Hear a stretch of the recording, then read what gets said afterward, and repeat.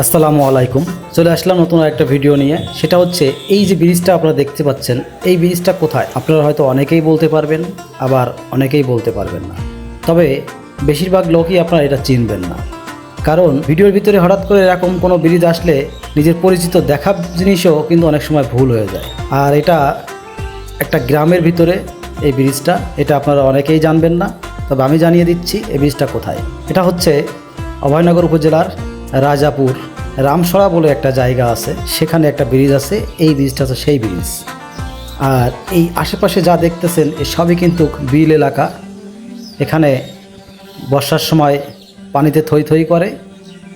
এখন যেহেতু বর্ষা হচ্ছে, কম বেশি কিন্তু পানি আস্তে আস্তে জমতে শুরু করেছে। একটা সময় আসলে এখানে পুরোটাই পানিতে ভরে যাবে। এমনকি এই যে ব্রিজের যে সামনে যে রাস্তাটা আছে, সে রাস্তা পর্যন্ত পানি একেবারে থই থই করবে।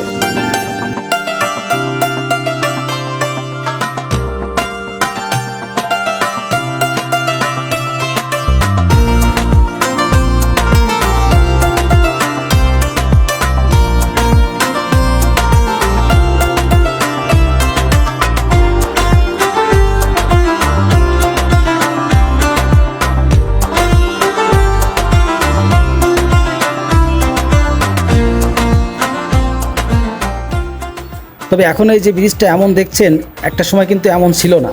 বছর কয়েক আগেও এখানে ভাঙাচুরা একটা ব্রিজ ছিল, যা দিয়ে মানুষজনের চলাচলের খুবই অসুবিধা হতো। পরবর্তীতে এসে এই ব্রিজটা কিন্তু সংস্কার করা হয়েছে এবং নতুনত্ব দেওয়া হয়েছে। আর এই রাস্তা ধরেই কিন্তু মানুষ যাতায়াত করে। সামনেই একটু এগালেই দেখা যাবে একটা হিন্দু সনাতন ধর্ম অবলম্বীদের তীর্থস্থান, অর্থাৎ যে ধাম, সে ধাম এই পাশে, এই যে বাম পাশেই দেখছেন, এই যে তাদের বাউন্ডারি দেখা যাচ্ছে অবস্থিত। আজকে অবশ্য আপনাদেরকে ধামের দৃশ্য দেখাবো না, কারণ ধামের অনেক ভিডিও দেওয়া আছে বা অনেক ভিডিও আমার চ্যানেলে দেওয়া আছে। ধাম দেখাবো না, আজকে তার আশপাশের যে পরিবেশ সেটা দেখাবো। এর আশপাশের পরিবেশটা কিন্তু অনেক সুন্দর, চারিদিকে গাছপালা, খোলা বিল। বর্ষার সময় আসলে একটু কষ্ট হয়, কারণ যেহেতু পানি জমে থাকে, আসা যায় না। এখন আসলে বেশ ভালোই লাগে।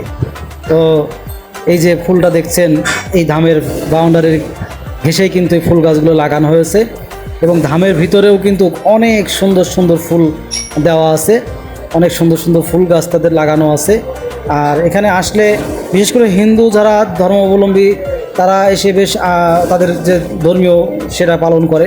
কিন্তু তা বাদেও বিভিন্ন ধর্মের লোক কিন্তু এখানে আসে দেখতে, যে পরিবেশ, আশেপাশের যে পরিবেশ, মুক্ত আবহাওয়া, এটা খুবই ভালো লাগে।